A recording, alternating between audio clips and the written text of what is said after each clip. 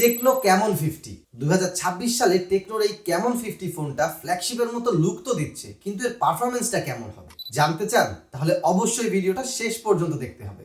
আপনারা যদি আমার চ্যানেলে নতুন হয়ে থাকেন তাহলে অবশ্যই একটি সাবস্ক্রাইব করে এবং লাইক দিয়ে আমাদের পাশেই থাকবেন। তো চলুন বন্ধুরা, কথা না বাড়িয়ে শুরু করা যায়।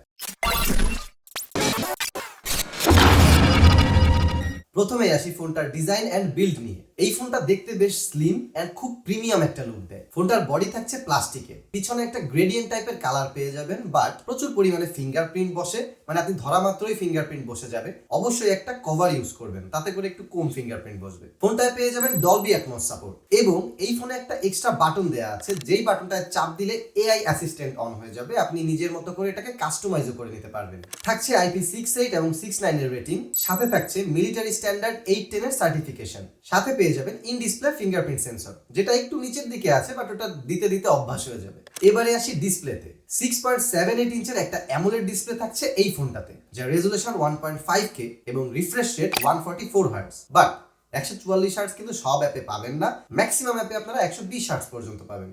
কিছু কিছু অ্যাপে 144 পেয়ে যাবেন। এছাড়াও ফোনটার পিক ব্রাইটনেস থাকছে প্রায় 4500 নিটস। আপনি ইনডোর এবং আউটডোর দুই জায়গাতেই ক্লিয়ারলি দেখতে পাবেন। এই ফোনের ডিসপ্লের বেজেল গুলো বেশ ন্যারো, মানে ফুল ফ্ল্যাগশিপের মতো।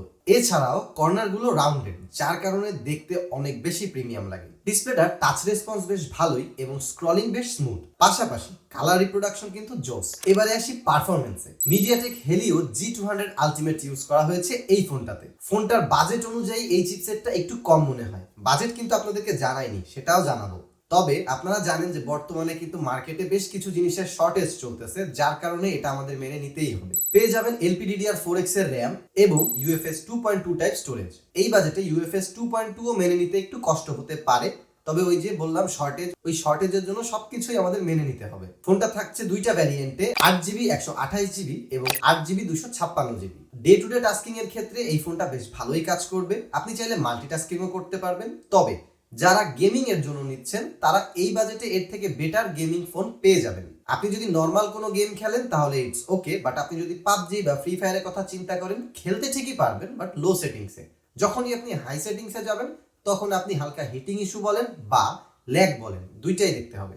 যেহেতু টেকনোর এই সিরিজের ফোনগুলো কিন্তু ক্যামেরা সেন্ট্রিক হয়ে থাকে, তাই গেমিং এর উপর এরা ফোকাস কম দেয়। এবারে চলে আসি ক্যামেরায়। এই ফোনে থাকছে দুইটা স্ন্যাপার, 50 মেগাপিক্সেলের একটি মেইন ক্যামেরা যেখানে OIS আছে, পাশাপাশি 8 মেগাপিক্সেলের একটা আলট্রা ওয়াইড। সাথে যেটা আছে এটা হচ্ছে ফ্লিকারিং সেন্সর। এটা কিন্তু কোনো ক্যামেরা না, এই ফোনে কোনো টেলিফটো থাকছে না। ফ্রন্ট ফেসিং ক্যামেরা পেয়ে যাবেন 32 মেগাপিক্সেলের। মেইন ক্যামেরা থেকে বেশ শার্প অ্যান্ড ডিটেইলড একটা ছবি আপনারা পেয়ে যাবেন। হাইলাইট ব্যালেন্সের মেজর কোনো ইস্যু থাকবে না এবং হালকা একটু ওয়ার্নিশ টোন পাবেন। লো লাইটে যদি ছবি তোলেন সেখানে কন্ট্রাস্টি ভাইবটা একটু বেশি পাবেন। আলট্রা ওয়াইড ক্যামেরার পারফরমেন্সটাও মেইন ক্যামেরার মতোই প্রায় সিমিলার থাকছে, তবে নাইট মোডে গেলে আলট্রা ওয়াইডে বেশ ঝামেলা হবে। ফ্রন্ট ফেসিং ক্যামেরার কথা যদি বলি, যারা সেলফি লাভার আছেন তাদের জন্য এটা বেশ ভালো একটা চয়েস হতে পারে। তার কারণ আপনাকে একটা রেডি টু আপলোড ছবি দিবে, আপনার খুব বেশি ঘষা মাজা করার দরকার হবে না, তবে স্কিন টোনটা হালকা সফট করে দিবে।